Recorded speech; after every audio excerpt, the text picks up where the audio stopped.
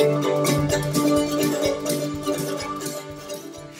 right, everybody, welcome back to the popular topic segment of our Faith in Whatever vlog podcast, vlogcast, or Vladcast. We are Russian. Vladimir cast. Yeah. We are Russian news. Okay, so what do you got for us tonight, James? You mean honest and direct news?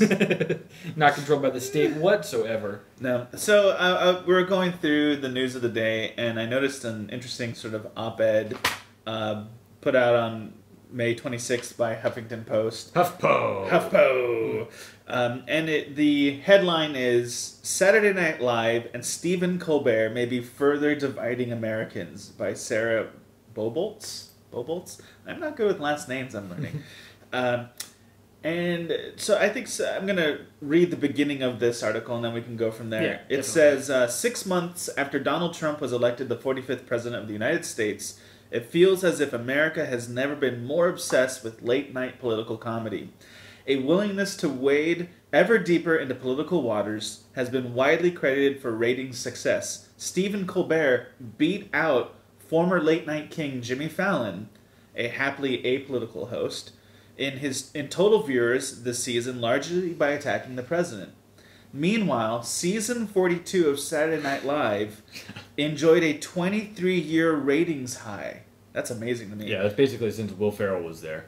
No, with Melissa McCarthy's role as Sean Spicer, Kate McKinnon's turn as Kellyanne Conway, and Alec Baldwin's spot on Trump. But as biting as it can be, the humor of SNL and The Late Show probably isn't changing minds. And in fact, going off what it's reading here, possibly further entrenching us in our views against one another. Yeah.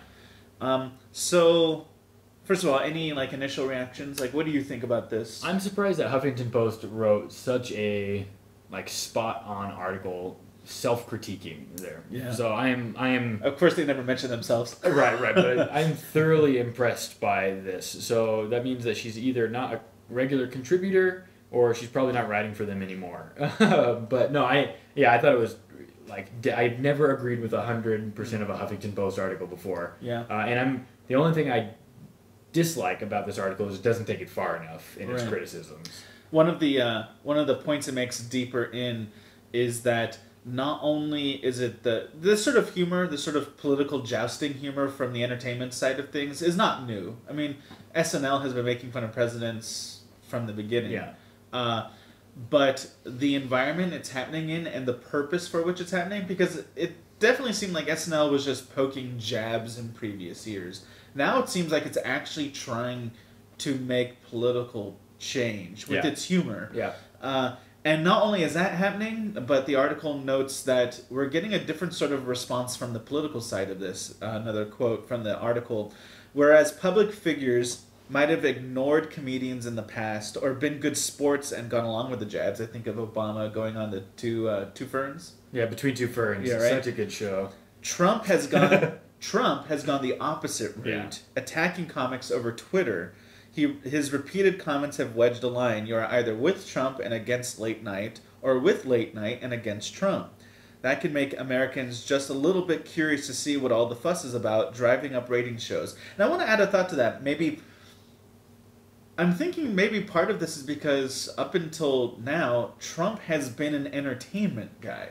As far as obviously he's a businessman with a lot of business that he's doing. But as far as in the public conscience, he's been part of entertainment. And so entertainment goes at one another. And it just so happens we took one of those entertainers and we put him in the political spectrum. We gave him a presidency job. Right.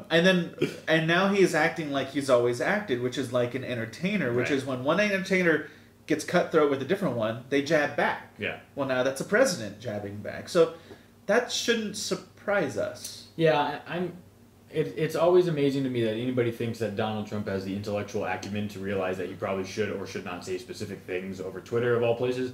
I don't know. That's never been a strong suit of his. He's making Twitter into a WND. Yeah, exactly. Yeah. And so 144 characters. Yeah. So but it doesn't make any surprise. It doesn't surprise me in any sense. From the other end, that these people, comedians, are just going to continue to do what they continue to do, right? Like when you have.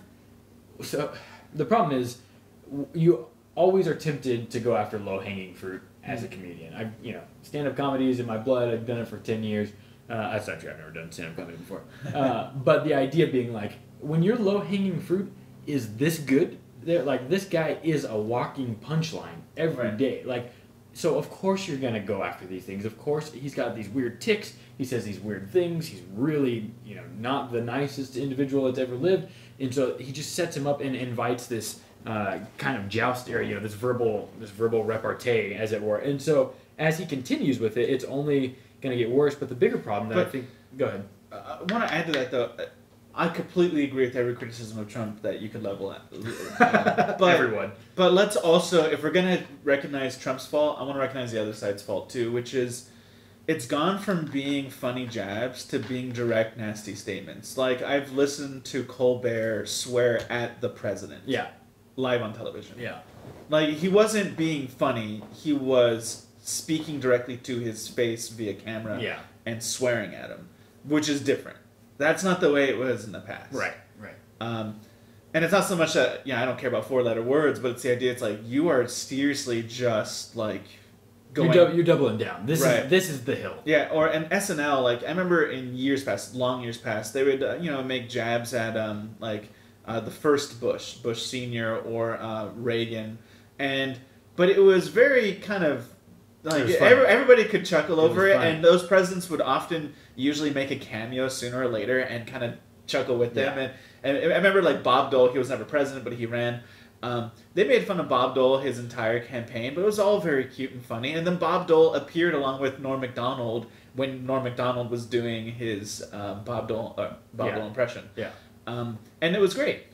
But when you listen to what SNL is doing now, there's no smirk behind it. There's no wink behind it. There's only like a sneer. Yeah. It's very angry. I mean, there's two middle fingers. Right. Like, nobody's even trying to pretend anymore. Right. However, when Sean Spicer hides in the bushes to try and hide from the press, you kind of have to go, there's something to be said. The bigger thing is anytime, anybody who is of this persuasion or of this nature can see an insecurity, particularly in the president, it's just a big target that says, come after me, right? Yeah. And so, but my frustration is what the thing is alluding to, more specifically with somebody like Stephen Colbert. I don't ever expect Saturday Night Live to be thoughtful on its political commentary. That's not why I watch it. It's not its job. Yeah. I'm not looking for that. Its job is to make people laugh. Yeah, and I think it does a great job of that. But for me, the bigger critique comes at a person of Colbert's character. One, because he is a practicing Catholic,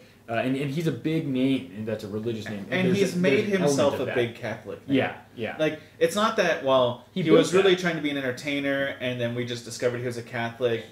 He has billed himself as a believer now. Yeah. He has made himself a representative. He has actually taken on that mantle willingly. Mm-hmm. Right. Mm-hmm. So continue. Yeah. Well, and when he ran, his show over on Comedy Central, the character made me think a lot more than what I've seen as he's taken over for late night. And there's something that's really sad about that to me. Now that he's pulled back the veil, you kind of just see he's just as curmudgeon-y as everybody else on the left, of which I identify, practice, am a part of in my own right. And so that kind of bums me out there because he loses all authority for a lot of people who disagree with him there, because at least when he was on the right, when he did things through the satire, he used satire so extremely well to level good points that made you at least think critically there. And we don't think critically anymore. He has now just become a line tower. There was a lot of people who were on the exact opposite spectrum politically than him that were willing to go on the original Colbert show. Yeah. And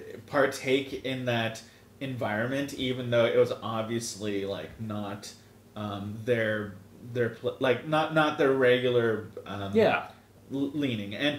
But I don't see that as much now on the current show. It seems like he has scared off a conversation. Yeah. Right? And all I understand you can hate Trump, you can be against him, whatever. I don't agree with anything he does for the most part, but the idea for somebody, I'm ketchup on steak. No. Yeah.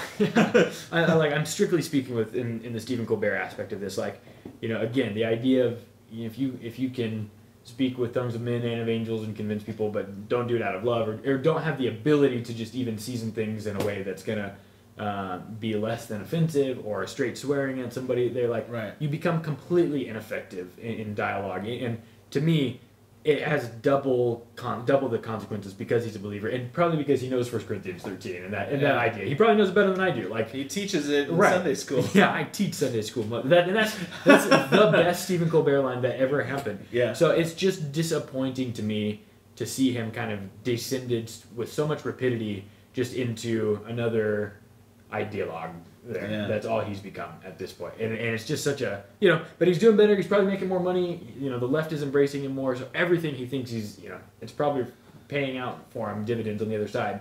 If the left want Trump to speak more respectfully, you have to first demonstrate respectful speech. Yeah, yeah. Even when you're criticizing, you can criticize with respect. Mm-hmm. And we've gone over that edge where it's obviously, from the entertainment side, it is teeth-baring, angry humor. It's humor meant to hurt, not humor meant to have fun. Yeah, and because if Trump's criticizers take that first step, either way they win, right? If you're speaking to him respectfully, maybe he resonates with that and then drops his tone and speaks respectfully to you. Or if he doesn't, then people who are in the middle, closer to the middle, like ourselves, begin to look at that and go, I don't want anything to do with that. Because he can't reciprocate that. So there's literally nothing that the left loses by not being a-holes to him. Yeah. But nobody can see past the low-hanging fruit at this point. And that's really frustrating. Yeah. Yeah. So I think that's that. All right. Well, if you have any thoughts on this, be sure to leave them in the comments. If you think James is horrifically wrong, I don't know. Let him know. There. So with that, no. Be sure to follow us on Twitter. You can find us at facebook.com/faithandwhatever. Check out our Instagram at faithandwhatever. Jamothy is at James YUILE, and I am at Josh_Carmen on the tweets. So yeah, thanks so much for stopping by. Thanks so much for watching our video. If you want to keep watching more excellent Faith in Whatever videos, you can look right here. If you want to subscribe to our page, you can click right here. And also, we have a link to our Patreon. We would love for you to go over to that site and be part of the excellent and awesome community that we're building there. Thanks so much for stopping by.